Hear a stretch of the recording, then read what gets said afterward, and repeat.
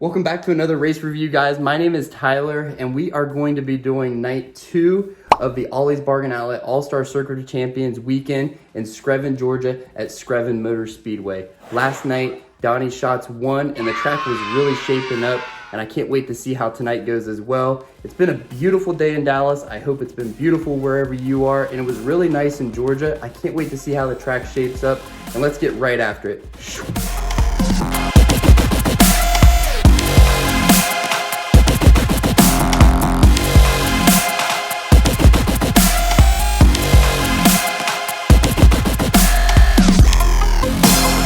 Welcome back, you guys. Like I said, tonight was night 2 of the Ollie's Bargain Outlet All-Star Circuit of Champions weekend at Screven Motor Speedway. It was $10,000 to win tonight, and it was a 35-lap feature. So let's get right into it. From the top, we'll start with hot laps. Hot laps, we had 38 cars show up tonight, 4 new cars. Mark Imler, both of the Shark Racing teammates, Jacob Allen and Logan Schuhart showed up, and then also Brock Zierfoss. Last night, the fastest in hot laps was 14.4, and that was Sheldon. And tonight, the track just seemed a lot faster. Anthony Macri was the fastest in Group 1 right off the bat with a 13.1. So we were almost a second and a half faster than we were the night before. But ultimately, Donnie Schatz was fastest after winning last night with a 12.9. Anthony Macri did hold on to second fastest in hot laps with a 13.1. He kind of missed the setup last night and dropped down to 14th. Hopefully we can see him do good again tonight. Sunshine Tyler Courtney was a 13.2, and he looked really good, straight and narrow. Kerry Madsen in the 101, he was quick again tonight, 13.3. And then Corey Eliason came in 5th in the hot lap session with a 13.4. Some things that I noted from the hot lap sessions was that Skylar G in the 28 car, who plans on running with the Outlaws this year, he came to a stop in his session after smoking really hard towards the end of his hot lap session. Ian Madsen in the Mike McGee 11 had some engine issues. He finished 10th last night, and hopefully they can get those engine issues figured out. And then Sean Rahal, after flipping last night in the feature, it was just good to see him have the car back together, but he was definitely off the pace. But hopefully everything is all in well with him. So then we had qualifying, and the All-Star Circuit of Champions format is one of the best. It allows guys to race it against each other all night and not have an advantage off of a good pill draw. For those of you that don't know, the All-Stars and the Outlaws, when they come in and register for races, they draw a random pill, and that pill has a number on it, and that determines where they're going to qualify. And you could be at an advantage or a disadvantage if you have a 1 or if you draw a late pill. And so this format allows everybody to have a fair advantage. In the first group, we had Jacob Allen, Brent Marks, Mason Daniel, Cole Duncan, Danny Dietrich, Scotty Thiel, Anthony Macri, Tony Stewart, Carson Short, and Mark Imler. Jacob Allen came out and was first in that group right off the bat with a 13.1.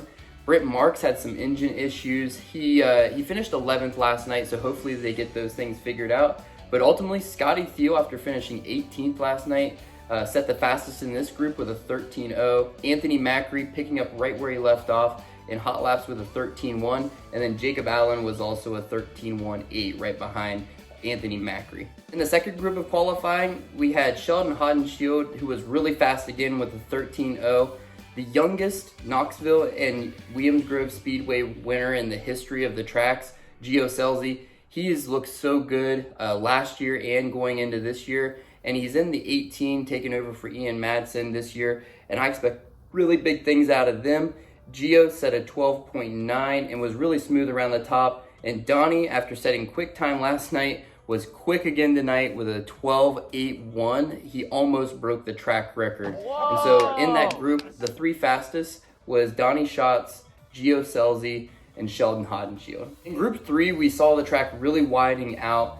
Aaron Reitzel, after storming to the front last night with a really good finish, he set a 13.1 and looked really fast again. Tyler Courtney was a 12.8, which was second fastest overall at that time. So the track really wasn't falling off at all. And Brock Zierfoss, he's going for Rookie of the Year this year with the World of Outlaws, and he looked a little bit off the pace. Ultimately, the top 3 in this group was Sunshine Tyler Courtney. Then we had Sam Haferteep, who last night ran up front in the feature, but ultimately dropped down a little bit towards the end. And then we had Aaron Reitzel finishing in third for that qualifying group. And then in Group 4, we had guys like Craig Kinzer, Hunter Schurenberg, Ian Madsen, and Logan Schuhart. And the track really wasn't slowing down at all. Like I mentioned in the last group, we saw the track really widening out, but it wasn't slowing down. From the first session to the last session, we actually didn't even drop any speed at all. Ian Madsen was still having some issues when he came out, but ultimately he did get a qualifying lap in. Kyle Reinhardt set the fastest in the group with a 13.0 with just 3 cars left. So going back to the beginning of qualifying, the first car out was 13.1. And the third to last car in qualifying was a 13.0. So the track was really holding up, and that was really good to see. Hunter Schurenberg was second in this group, and then Craig Kinzer was third in this group. Overall, Donnie Schatz was fastest in qualifying tonight with a 12.8, which again was almost the track record. And it'll be really interesting to see how the track holds up. We've got a lot of racing left to go and a lot of other classes here to go onto the track. So we'll see how the track holds up, and hopefully it stays wide and fast. Then we had heat races, and heat races are 8 laps, and it determines the transfers to the feature. And the ones that don't transfer are going to go to the B main. Top 5 are going to transfer to the 35-lap feature event. The heat races are 8 laps. The winner will advance to the dash and also the fastest transfer. On heat race number 1, Anthony Macri climbed to second behind pole sitter Carson Short, who has really been impressive here at the track lately. Scotty Thiel, who was the fastest in this group, fended off for the final transfer and almost put it in the fence trying to fend off Tony Stewart. In turn number 1, the progressive banking was really starting to get tricky. You would slide through, and then there really wasn't much of a cushion up at the top. It was literally just the wall, and a couple people, including Tony Stewart, caught the wall. And then at 3 to go, Danny Dietrich was a solo spinner, and the caution came out for the first time of the night. And it's really been a tough weekend so far for Danny, and hopefully, when they go back up to Pennsylvania, he can have a strong season this year. The car looks beautiful, by the way, with that maroon red. It shines so beautiful. Then Carson Short ultimately won this.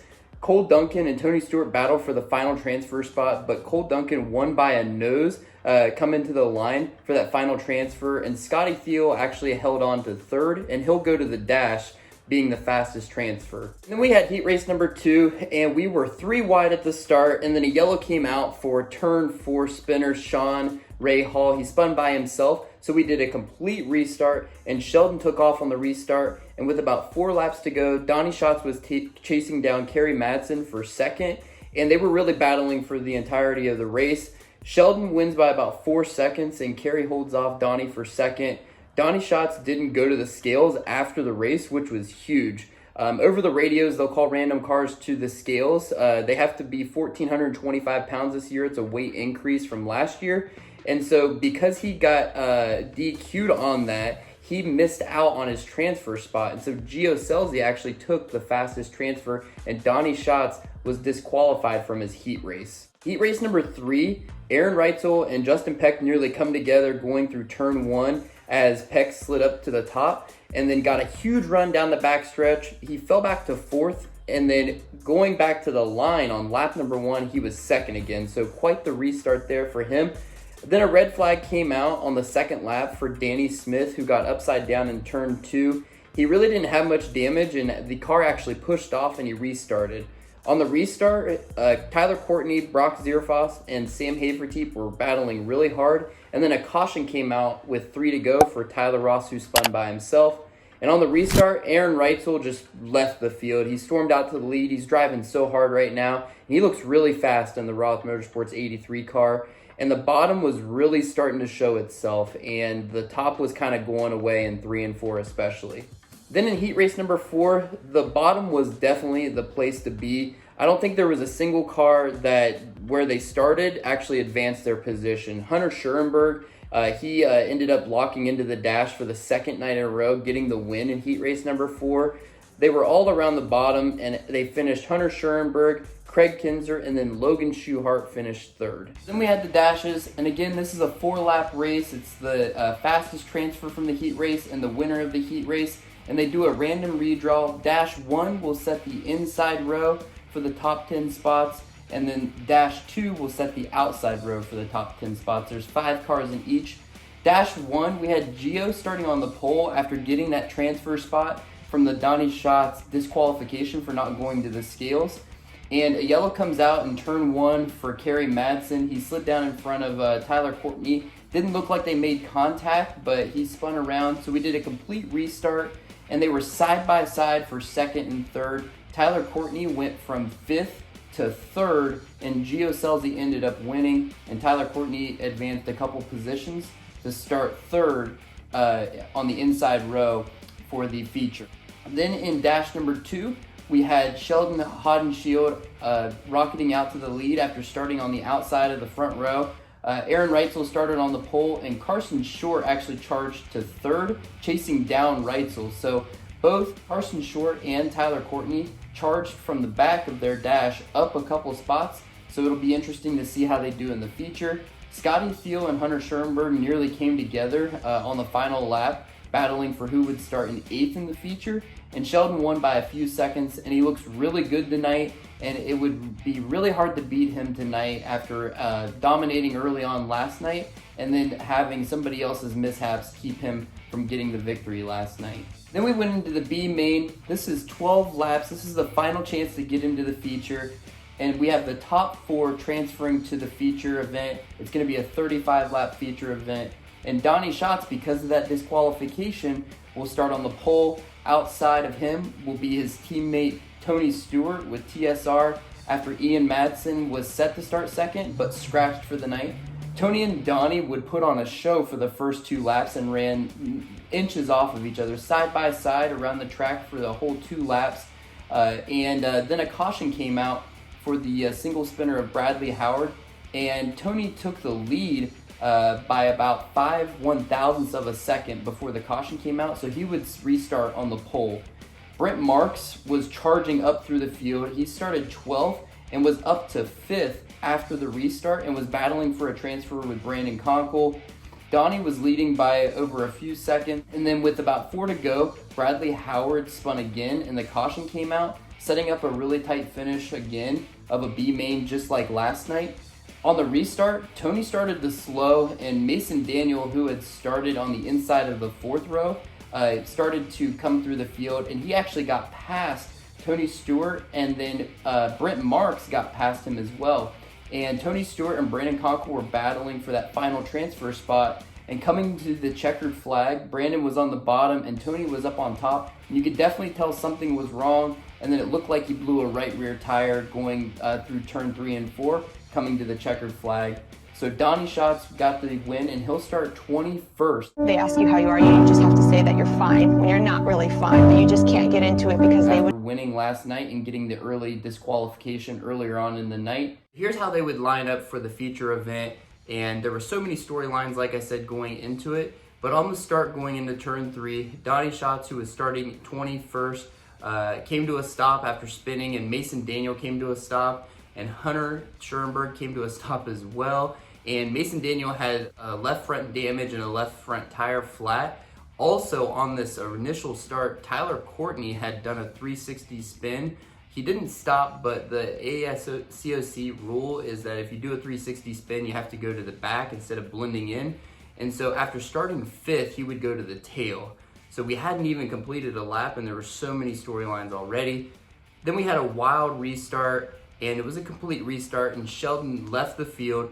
And as they were coming to complete lap 1, Brock Zierfoss had actually jumped the berm on the inside and bounced up into Cole Duncan, and it was on from there. Cole turned over on his side, had a lot of fuel spill out onto the track, and Hunter Schoenberg actually came to another stop. Flow Racing had a really great replay of this, and it's really unfortunate for Schoenberg after getting into the dash for 2 nights in a row, finishing 8th last night and was starting 8th tonight. It just wasn't a good start to the feature for him. He had another complete restart, and all over the track was really, really fast. Like I said, the progressive banking made it so much fun to watch him do sliders into turn 1, and then you could really do the bottom or the top and even the middle for some cars in 3 and 4. It was really some good racing. Sheldon was really ripping the top early on in this race, was catching lap traffic with about 27 to go and making moves in traffic. He was dipping and diving all over the track and really could go anywhere. Reitzel was lurking, and you kind of knew that it was going to come. He held on last night for a while and drives so hard, and he was lurking behind Gio Scelzi with about 22 to go, and Sheldon had kind of left them at this point, and Schatz was already up to 11th with about 20 laps to go.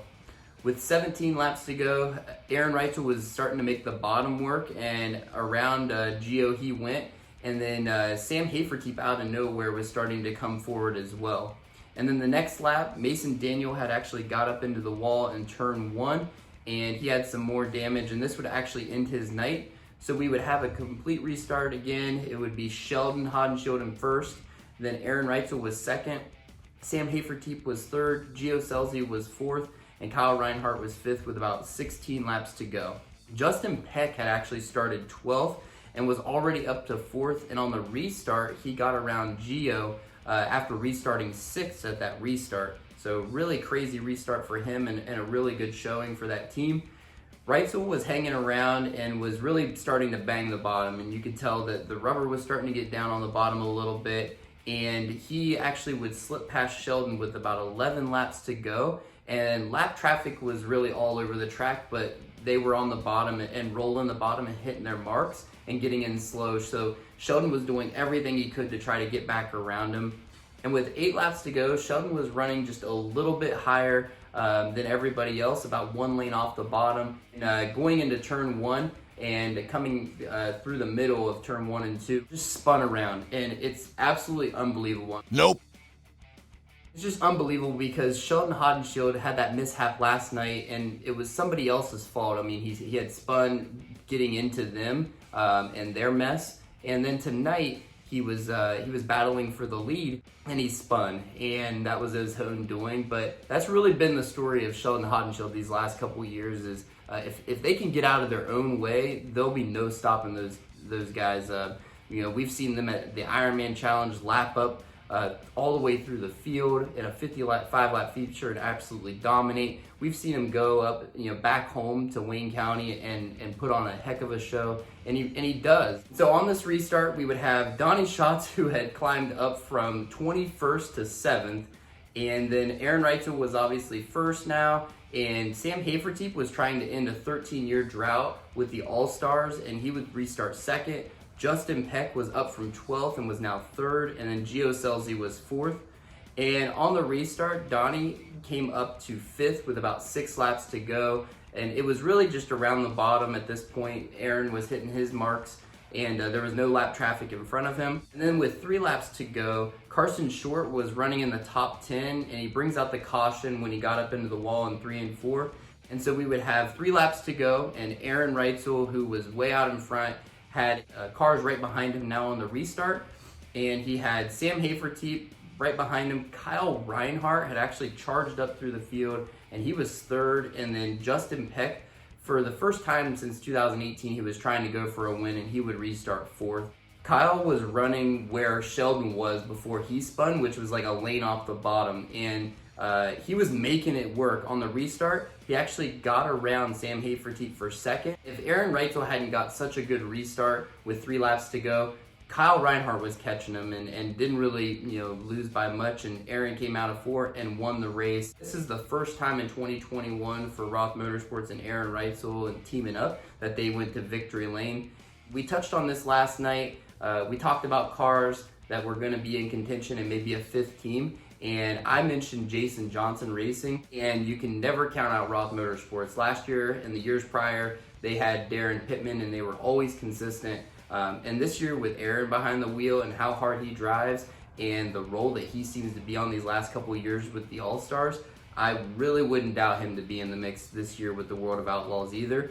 This was Aaron's 37th win with the All-Stars, and his crew chief and pretty much all of their equipment, their Triple X chassis and everything that they had last year came over with them to Roth. And Aaron just said he feels right at home and can't wait to get the World of Outlaw Tour started. Aaron said it was getting pretty hairy in lap traffic as we were watching there. It definitely was, and had Sheldon not spun, they would have been banging wheels all the way to the finish. I feel like, especially with the bottom, rolling in with rubber, and then you could still rip the top. Congrats to the Roth Motorsports team. They are looking really strong right now.